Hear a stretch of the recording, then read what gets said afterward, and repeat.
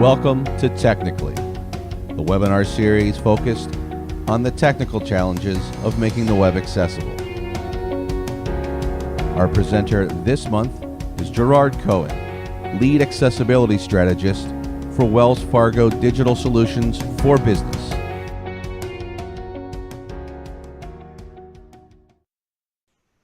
Welcome everybody to this edition of Technically. I'm Michael Beck, Operations Manager at Tenon, stepping in for our normal host, Carl Groves. Thank you for joining us this morning.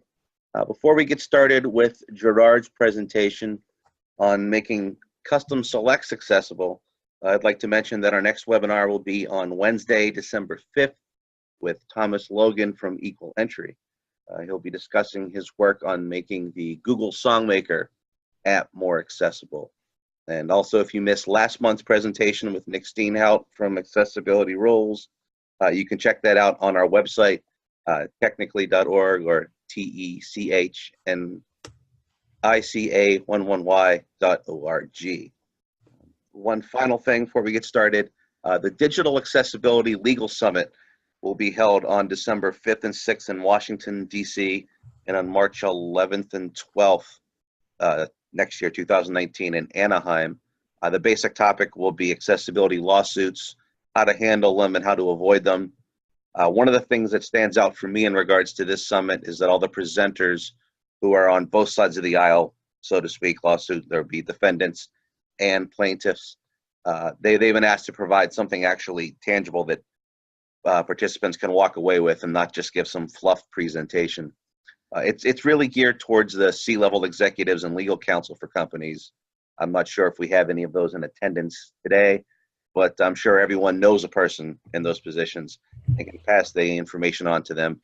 It's an important event not only for the growth of our industry, but also helping to make the high-level types who don't normally think about accessibility, make them aware of the legal risks and obligations that they have towards their users and customers. The website is accessibility.legal. And so that brings us to today's presenter, Gerard Cohen. As noted in the intro, Gerard is the Lead Accessibility Strategist for Wells Fargo Digital Solutions for Business. And today, he'll be telling us how he managed to break one of the myths of accessibility and managed to create a custom select widget that was accessible. Over to you, Gerard. All right, thank you very much, Michael. Let me go ahead and start sharing my screen here.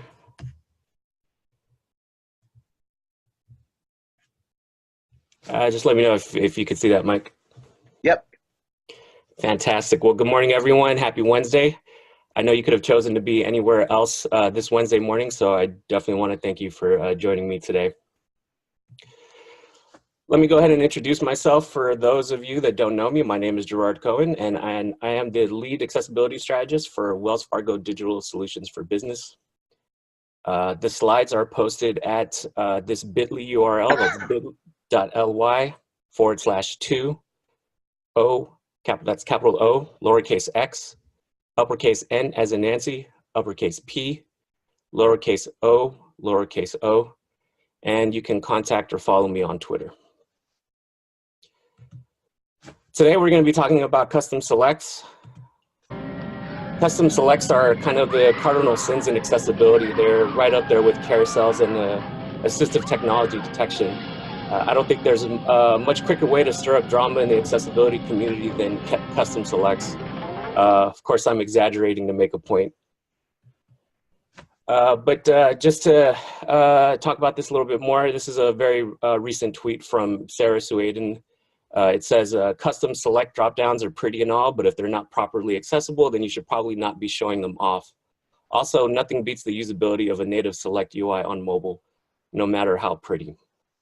So this is the most recent conversation that happened. This conversation happens almost monthly. So why is it such a big deal?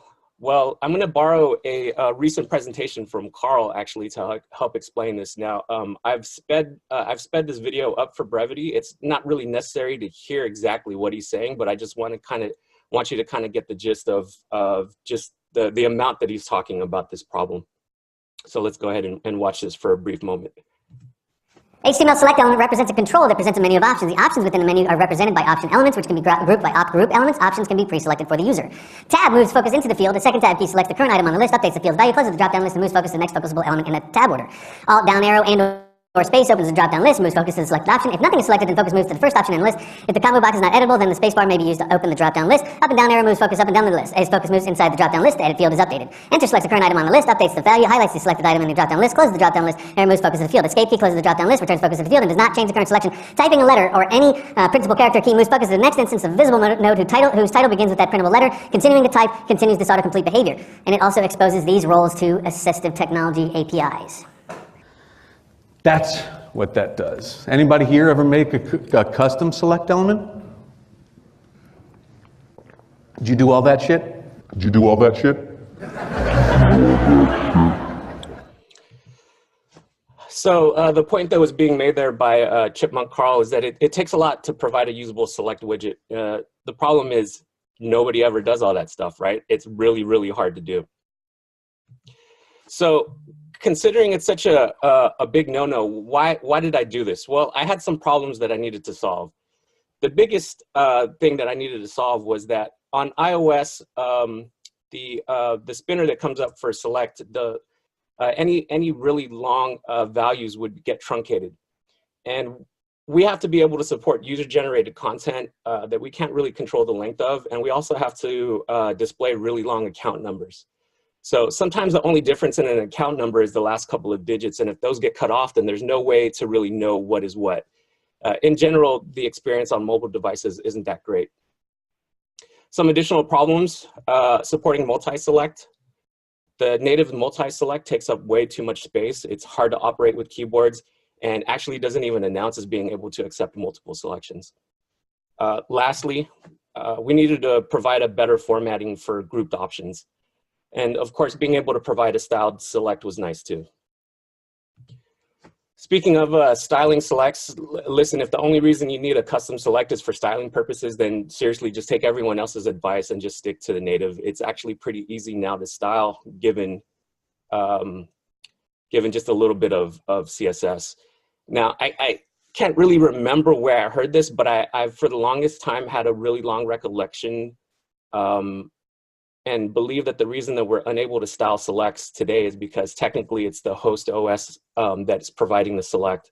And I remember reading that somewhere a long time ago. I can't really find any proof for it, but I remember it was something that I just learned very early on. And I could be wrong, but it kind of makes sense if you consider the way selects are the only components that are allowed to spill outside of the browser window.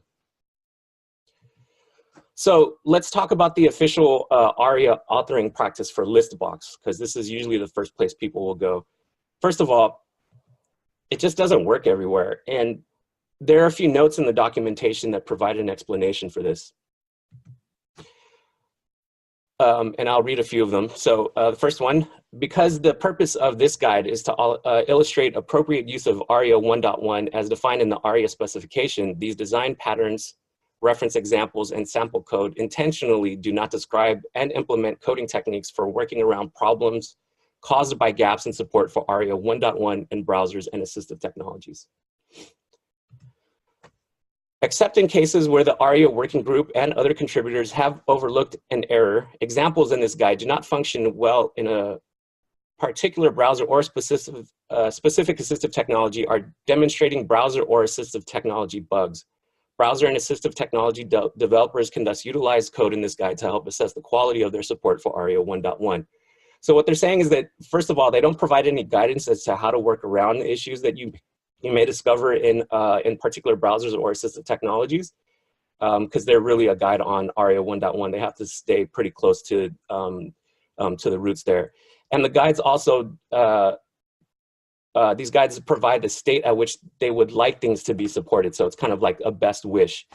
It's basically, at a certain point, a testing tool for browsers and AT vendors to help beef up support if something is not working. There's actually one more note from the documentation I want to pull out.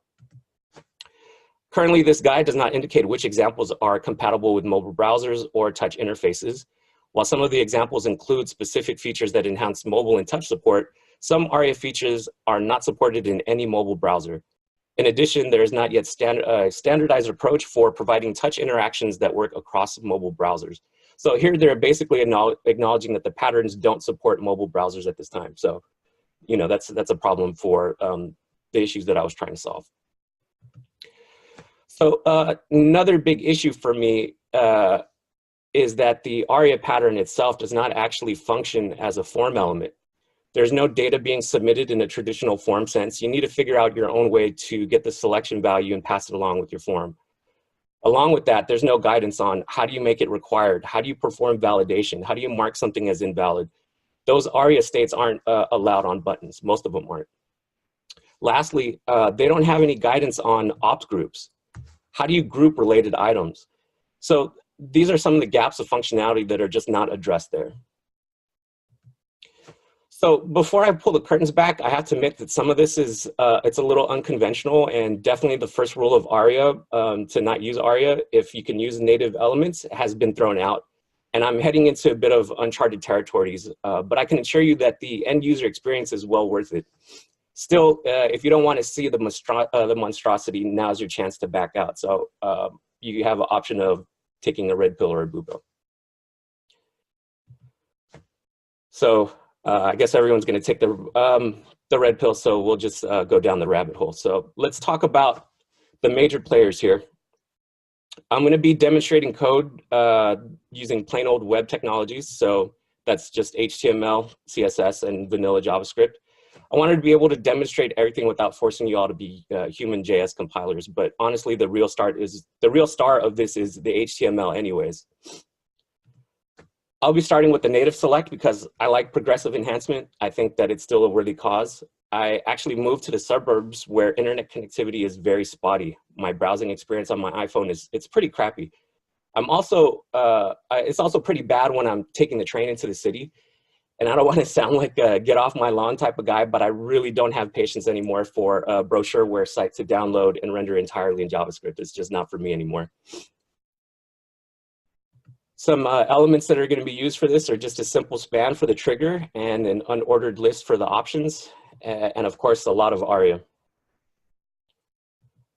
So the inspiration for this implementation of custom select came from a couple places. First was actually the Aria pattern that we talked about earlier. From there, additional interactions were borrowed from native select instances on Windows and Mac browsers, mainly IE, Firefox, and Safari. The goal was try to build something as close to a native select as possible. And in most cases, there's a pretty close mapping, but in some cases, the experience is augmented to add additional features that are missing. So I basically started with what I had right now and then try to make it better where possible. So let's talk about the keyboard interaction I'm going to be implementing. So first of all, on the select trigger, space up or down will display the list. Focus will move to the unordered list. And an interesting thing that I discovered was the difference between Mac and Windows. In this case, native selects on Windows and Internet Explorer will actually let you navigate the items without having to expand the list just by using the arrow keys. And in my implementation, I prefer to display the list so that everything can be seen by sighted users and you can navigate without having to make a selection.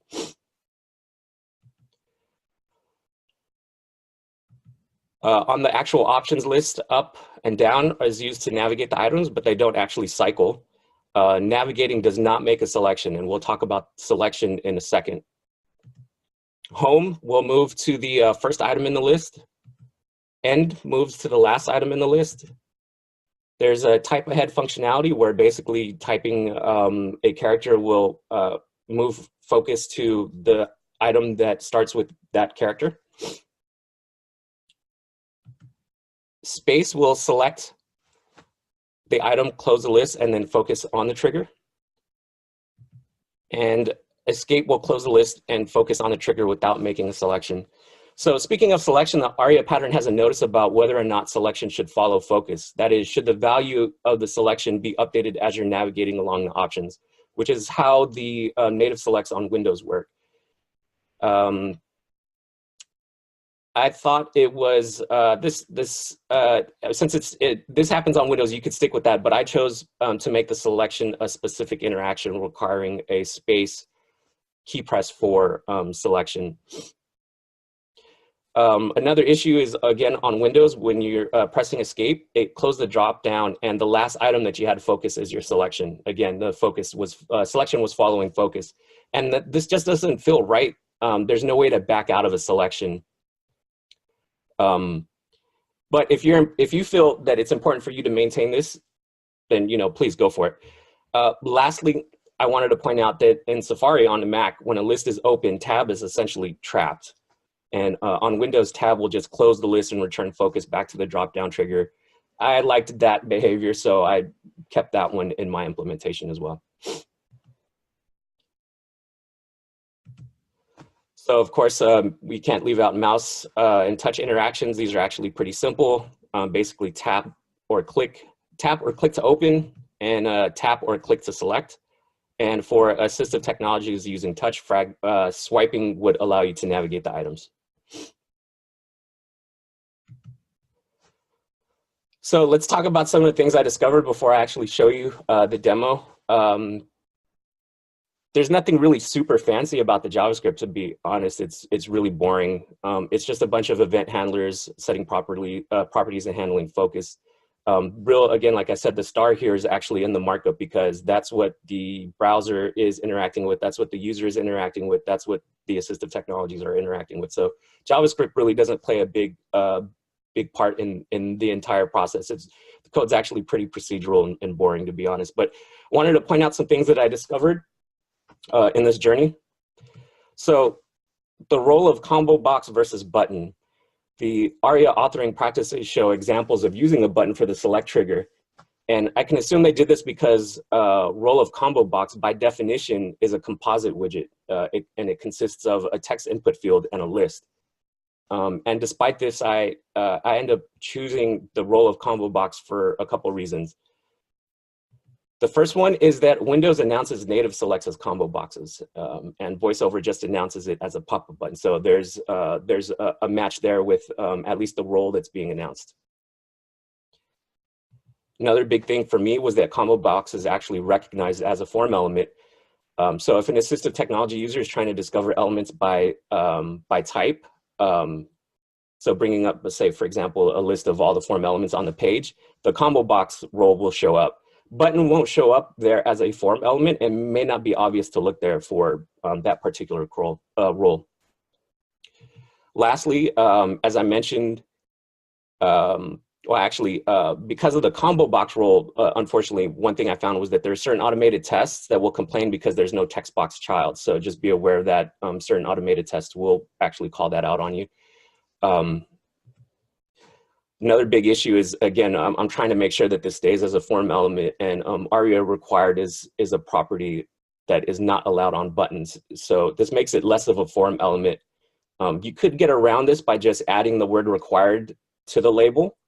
But again, for me, it was important that, that the role was listed as a form element. So this is why I chose to go with combo box, even though it's not a pure combo box, since it's missing that text input field component. So one thing that I was kind of surprised about was that the Aria selected state wasn't announced everywhere.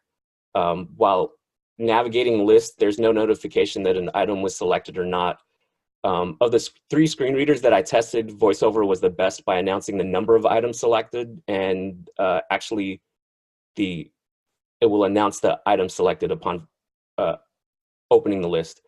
JAWS 2018 and IE11 announces the selected item upon first announcing the list, but it's kind of a strange announcement. So if you selected dog, it would just announce list dog. It wouldn't say dog selected or anything like that.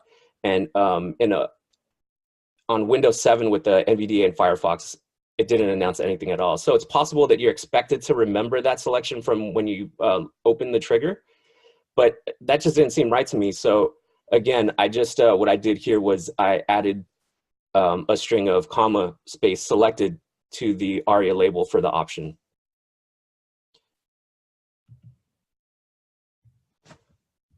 Another thing was that Firefox, for whatever reason, wasn't announcing the content of the combo box. And that was kind of a big deal because it just announced the role and the expanded state, but not a value.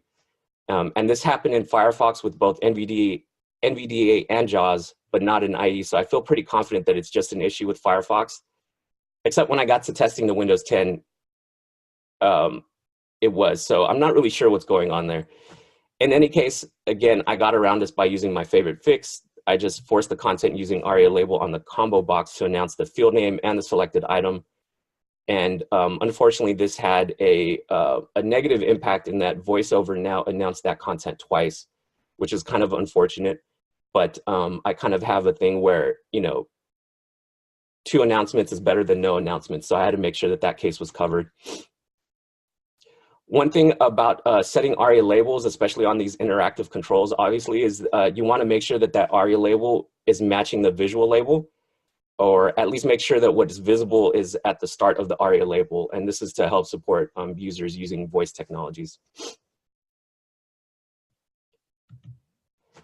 So Aria described by gave me a few problems for the groups that I'll show you in a little bit. It appears as though Aria described by was just not working at all in Edge on like anything that I tested. I tried with both NVDA and JAWS and got nothing. It worked fine with Firefox and IE11 on Windows 7 and 10. So I'll probably log a defect for that unless someone on the phone already knows something about that. Aria described by on iOS and Safari did announce the Aria described by info, but there was just like a brief pause, which made it kind of weird if you're not used to waiting for it. But it did announce. It wasn't really long, like 7 seconds like it used to be on Mac OS, but it was probably like about a second and a half. It was a noticeable delay, but it did announce. JAWS and IE announced the Aria described by, but the instructions on how to use that JAWS shortcut to announce the extra content was announced first every single time, and then the extra content would announce automatically. So I had an instance where I had tutor messages on, and that turned it off, but then in another instance, I turned it on, I turned them off, and they were still announcing. So I'm not sure if there was something going on there with my particular instance of JAWS. Some things for mobile. Something is super important that you render the list right after the trigger. Otherwise, swipes won't enter into the list properly. This is really important for VoiceOver on Mac OS as well. And it's generally just good guidance to have. Another tip is to listen for focus events on the document. This way, you'll be able to hide the list if a user swipes out of the list or somehow focuses on another item on the page. For mobile, listening to the focus events on the document, you can close the list, and that way it won't stay open. One difference about VoiceOver on iOS was that even though I was programmatically setting focus to the actual list, and once it was open, VoiceOver focus stayed on the combo box on iOS. So that was just a different interaction there that I wasn't expecting.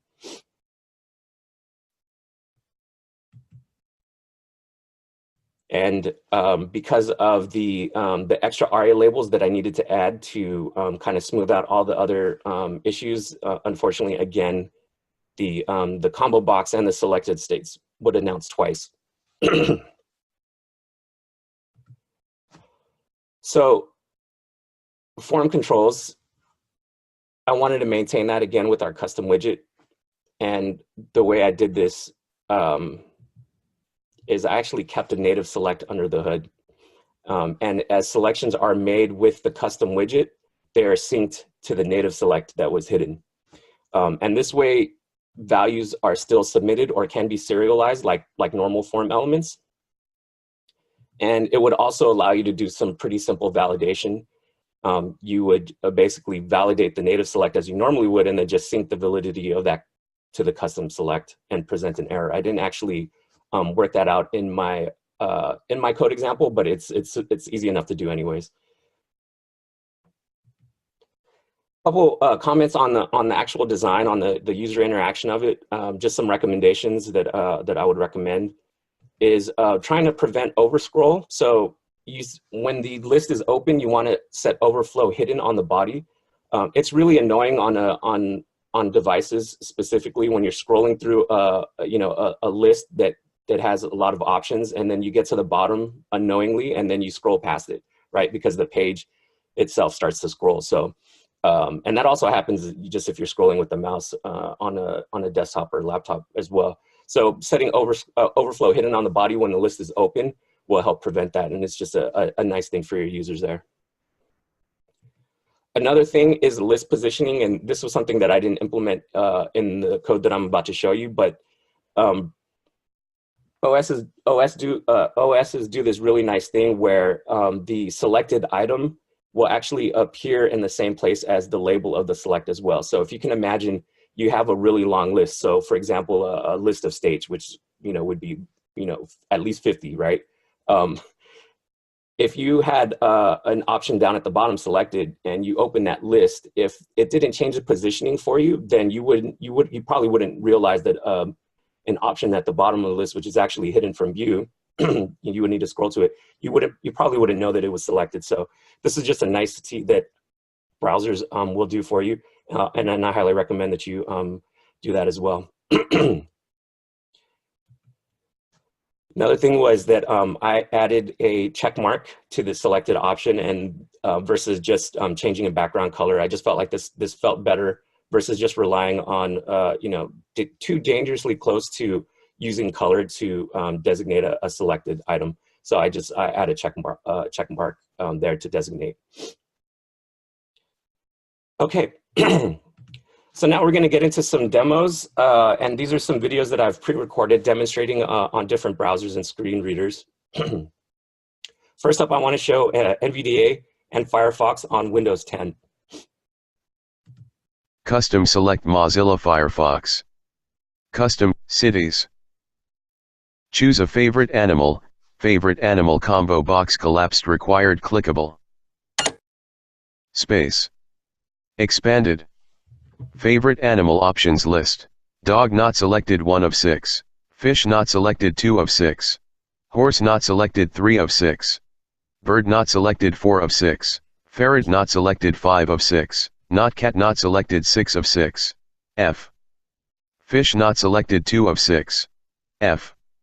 Ferret not selected 5 of 6. Space. Ferret, favorite animal combo box collapsed required. Space. Expanded. Favorite animal options list. Dog not selected 1 of 6. Ferret, selected 5 of 6. H. Horse not selected 3 of 6. Space. Horse, favorite animal combo box collapsed required. Please select, cities combo box collapsed. Space. Expanded. Cities options, multiple selections available list. Los Angeles not selected California 1 of 8. San Francisco not selected California 2 of 8. Space. San Francisco, selected California 2 of 8. Oakland not select, space. Oakland, selected California. Roseville not selected Houston not selected Texas 5 of 8. Space. Houston, selected Texas 5 of 8. Austin not selected space. Austin, Muleshoe not selected Texas 7 of L. Los Angeles not, space. Los Angeles, selected California 1 of 8.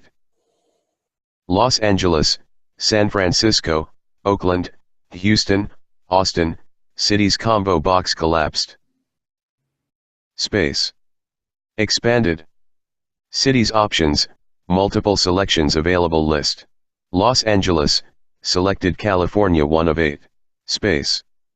Los Angeles not selected California 1 of 8. A. Austin, selected Texas 6 of 8. Space. Austin not selected Texas 6 of 8. San Fran. So a couple things that you'll notice there was that obviously the keyboard interactions were in place, but there was a lot of good information as far as selected states.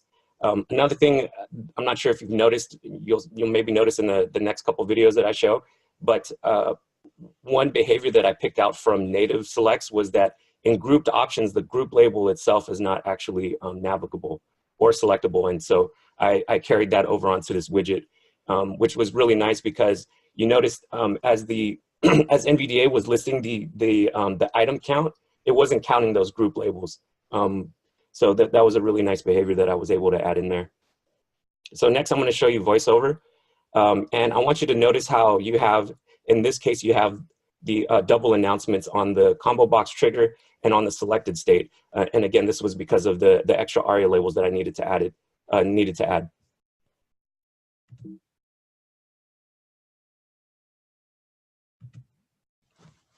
Welcome to macOS. VoiceOver is on. Safari, new tab button. Vertical splitter, custom select web content. Main. Heading level 1, custom select. Favorite animal. Choose a favorite animal. Choose a favorite animal. Favorite animal, required combo box. Favorite animal options, list box 0 items selected. In favorite animal options, list box 0 items selected. Dog, text, 1 of 6. Fish, text, 2 of 6. Horse, text, 3 of 6. Bird, text, 4 of 6. Ferret, text, 5 of 6. Not cat, text, 6 of 6. Fish, text, 2 of 6. Ferret, text, 5 of 6. Ferret, favorite animal, required combo box main. Please select, cities combo box. Cities options, multiple selections available, list box 0 items selected. In cities options, multiple selections available, list box 0 items selected. Los Angeles, California, 1 of 8. San Francisco, California, 2 of 8. Oakland, California, 3 of 8. Roseville, California, 4 of 8. Houston, Texas, 5 of 8. Texas, Houston, selected, 5 of 8. Roseville, California, 4 of 8. Added to selection 2 items selected. Oakland, California, 3 of 8. Added to selection 3 items selected. San Francisco, California, 2 of 8. Added to selection 4 items selected. California, San Francisco, selected. York, Elgin, Texas, 8 of 8. Added to selection 5 items selected. Texas, Elgin, selected. You are currently on a escape button. San Francisco, Oakland, Roseville, Houston, Elgin. San Francisco, Oakland, Roseville, Houston, Elgin. Cities combo box main. You are currently on a combo box. Cities options, multiple selections available, list box 5 items selected. California, San Francisco, selected, 2 of 8. California, Oakland, selected, 3 of 8. California, Roseville, selected, 4 of 8. Texas, Houston, selected, 5 of 8. Texas, Elgin, selected, 8 of 8. San Francisco, Oakland, Roseville, Houston, Elgin. San Francisco, Oakland, Roseville, Houston, Elgin. Cities combo box main. So you noticed some of those duplicate announcements that were there, and also it added some additional information upon navigating the list. It would immediately tell you the items that were selected already, which I thought was kind of a nice feature that the other assistive technologies didn't do. That was just built in from the specific roles I was using. VoiceOver was doing that. I didn't do anything extra for that. It did sound a little long, but some users may find that helpful. Lastly, real quick, if you'll bear with me, I just want to show you what this is actually like on VoiceOver with iOS as well.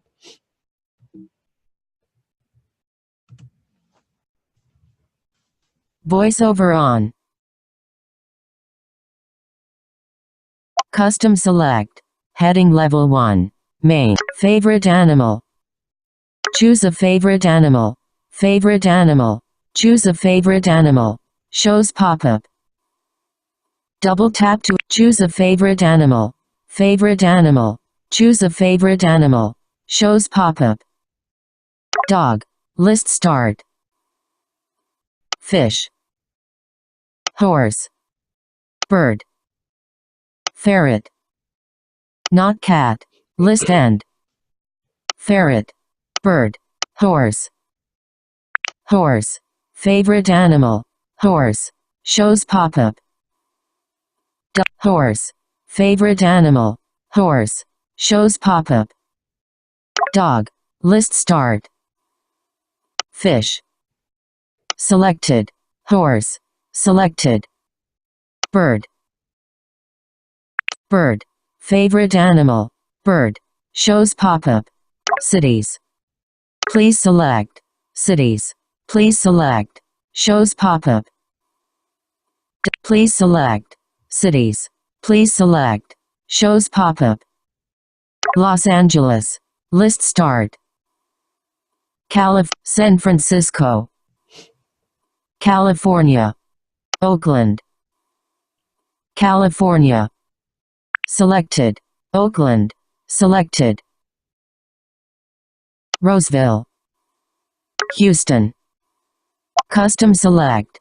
Heading level. Houston. Austin. Selected. Austin. Selected. Muleshoe. Elgin. List and back. Button. Bird. Favorite. Bird. Favorite animal. Bird. Shows pop-up. So I guess maybe VoiceOver hasn't been to Texas because it had a problem pronouncing muleshoe and Elgin. And actually I have more videos using other browsers and assistive technologies. Those were just kind of the highlights. So if you're interested, let me know, I could share them. Okay, if you're still with me, let's take a look at some code. The actual example that I just demonstrated in the videos is available online. You can go to bit.ly/2, lowercase y, uppercase V, uppercase M, uppercase Z, lowercase j, lowercase w. Okay, first thing I want to show you is the markup, the initial markup that's used for the native select. This is before any of the JavaScript has kicked in, and it's just your, just your plain select markup. You have a label there, and then you have the select with the options, and there's a div wrapper around the select, and it's important in my case to keep the DOM in this order with these classes, because the class names are the same being used for the custom select widget. So what happens is there's the default state before JavaScript and after, when JavaScript has rendered everything, looks exactly the same. So that way you really can't tell the difference until you actually navigate the select itself, that you're using custom versus a native select. So this is what you start off with. Again, you'll notice on the select I have required on there, and that gets translated to the custom select as well. If you, I'm not sure if you noticed the first, the favorite animals select was announcing as required. So you can do validations on that. And so once the JavaScript kicks in, this is what it turns into. So just a little bit more code here, markup. So again, we start off with a span instead of a label for the actual label itself. And in my experience using an actual label element, obviously there's not a real form there. You could maybe attach it to the hidden, but I had problems with IE11 and JAWS that it would announce that it would double announce that label, and it would also associate that label with other elements. Really, really weird behavior. So that's the visible label. Then the big deal with the combo box role, right? So it's just a span, has a tab index of 0 to make it focusable, has the role of combo box, has Aria autocomplete as none. That's just to be a little bit more pure to the actual combo box role and make sure that either certain assistive technologies or even maybe some automated testing wouldn't complain that that value wasn't on there. Obviously, I'm maintaining the Aria expanded state, and then here I'm adding the Aria label, which is in the initial rendering, it's the placeholder, which would be choose a favorite animal, comma, and then favorite animal, which is the actual label of the field. And the comma is in there just to add a nice pause between those two pieces. The assistive technologies will treat that comma as a pause. So it just makes it a more human readable or human sounding announcement. Then I have Aria owns, which actually references the ID of the unordered list itself. And then finally the Aria required, which I pulled off of the native select required attribute, translated that to Aria required.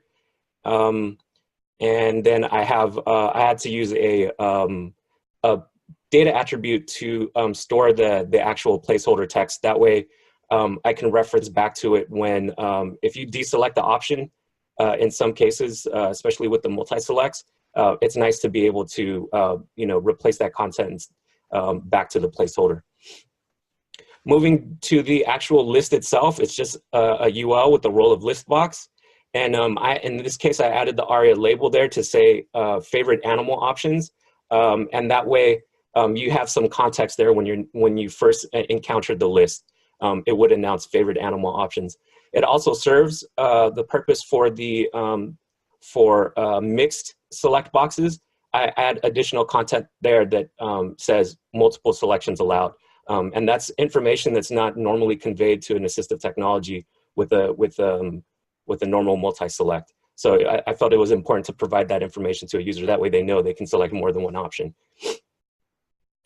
Moving into the actual list items themselves, tab index of -1 with the role of option, and Aria selected equals false is the default state for all of these unless you already have one that's selected.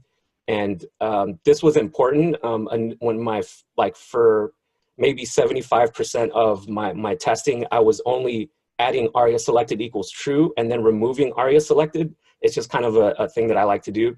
And it wasn't until I started testing on Windows 10 that I realized that I think it was Edge required that Aria selected equals false. Otherwise, if Aria selected equals false wasn't on the option, then it would announce it as selected. So Aria selected equals false has to be on, basically Aria selected has to have a proper value for each one of the options.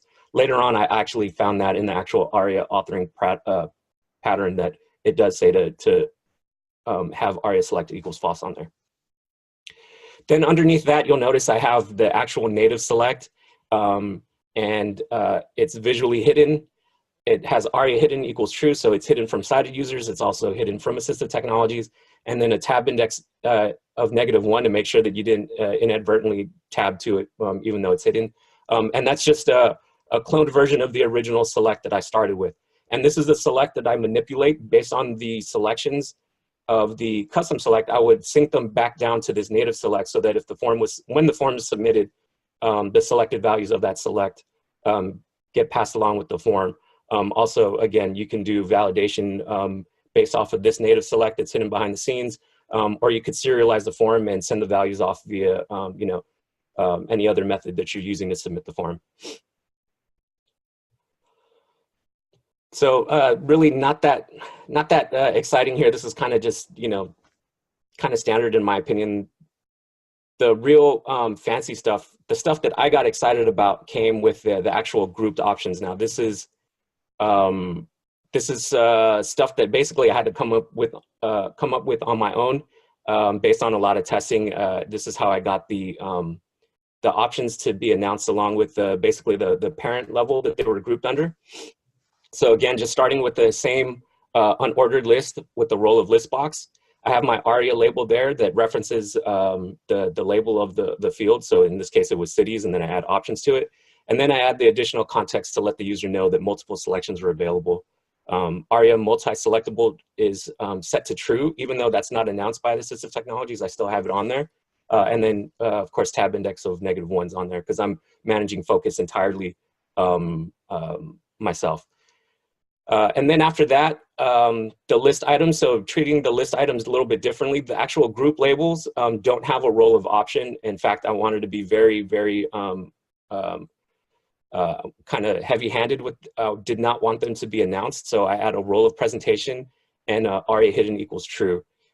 Also, they're not navigable by keyboard. So they operate the same as native group selects there in that case. For the actual list options, still the same, pretty much the same. Tab index equals -1. You have a role of option. And in addition here, this is where I add the Aria described by that will reference the ID of the, basically the group label, the option above there. And then again, Aria selected equals false. And that's how I was able to get, it's actually pretty simple, except for Edge where Aria described by wasn't announcing. That's how I was able to associate in this case, the state names with the city names. And I was surprised at how well it worked with most of the assistive technologies. It kind of just picked it up right after it. A lot of other examples that I saw out on the internet used like nested lists. And in some cases they didn't work, but honestly, I didn't really like the interaction there because of the way it would list levels and additional information that I just didn't feel was really necessary. And this was a much simpler, more elegant solution.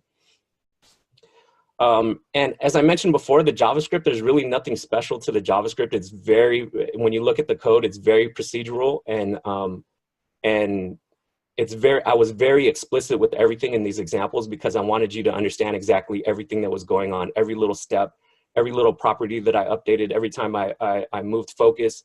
I wanted it to be very, very explicit so that you can see that. Obviously, it can be refactored. It's not production code, like, this is not a UI library widget or anything like that. It's literally just to show the example of everything. So it's actually pretty boring.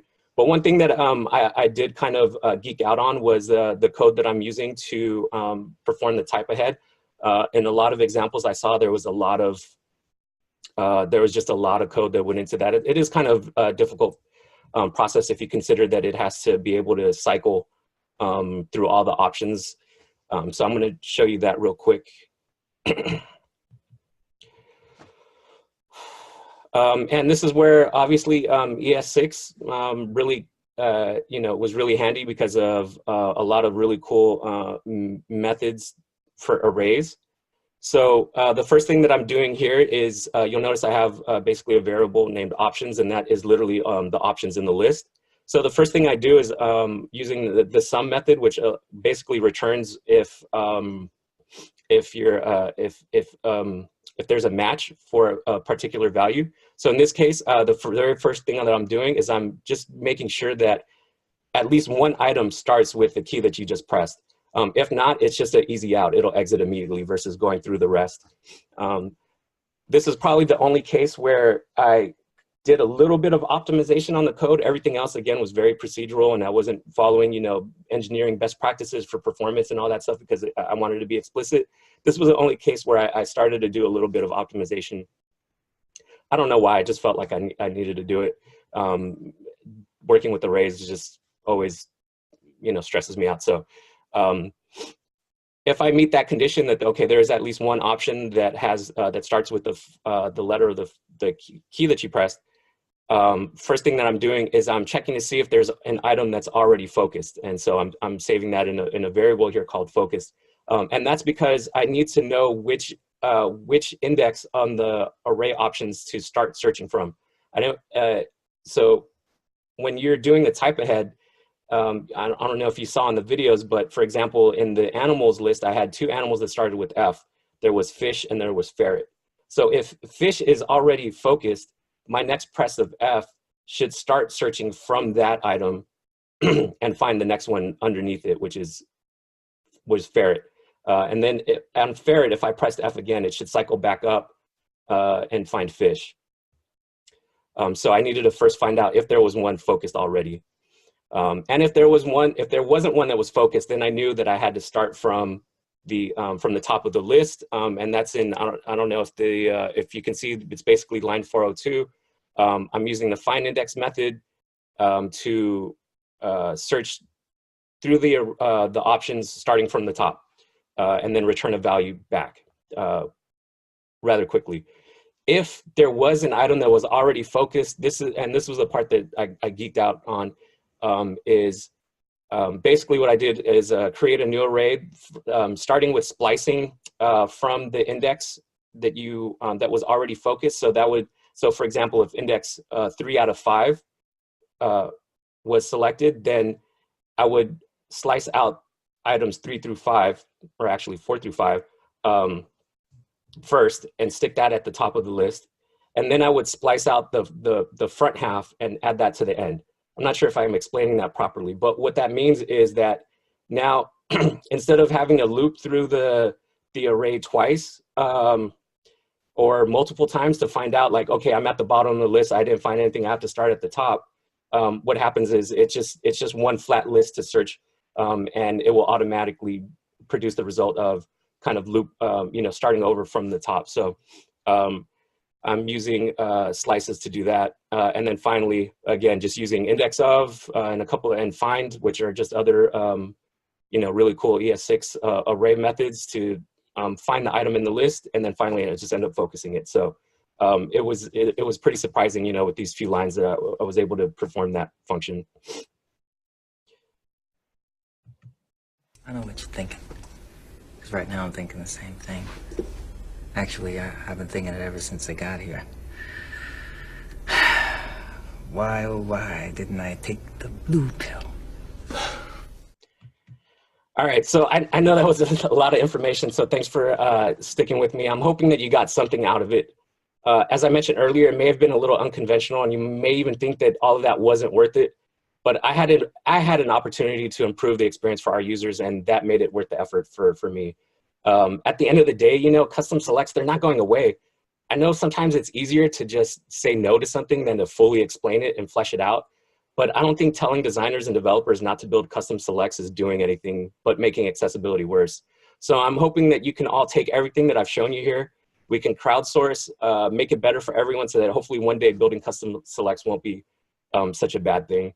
One last thing, we have a few minutes for some questions probably, but one last thing I just wanted to say, I wanted to send a shout out to my team who helped me test a lot of this stuff. So Richard Steinberg for his JAWS help, and Shell Little for her NVDA help, hashtag AuxSquad. And yeah, just thank you for joining me today. Thanks to Carl and Michael and everyone at Tenon for inviting me and allowing me to share this stuff. Thanks to ACS Captions. And yeah, my name's Gerard. You can catch me on Twitter. And if you know any developers that want to learn how to write accessible code, I do have a course on Pluralsight that they could check out. So take a look at that. And I guess we have some time for some questions. Yeah, we got a thank you, Gerard, very much. We got a few questions. One is, you may have answered this during whenever you pulled the code up, but from Perry, if the input is backed by a select element, how are you submitting multiple values? Yeah, actually, so having that native select with multiple on the select, I mean, everything was just kind of handled for me. That was one of the nice things of just making sure that I had that native select under the hood there. Okay, and then PJ asked, is there any considerations if the list has to be translated? I didn't get into that. Yeah, I didn't get into that. That's not something that I thought about. But I mean, answer is you know, no. Yeah. Answer is no. Anyone else have any other questions? All right, I don't see much. So thank you all very much for attending. And like I said, the next one will be on December 5th with Thomas Logan. And spread the word for the, oh, geez. Spread the word for the webinar. Let everyone know if you enjoyed it. And we will see you next month. Thanks, Gerard. Thanks, everyone. Take care.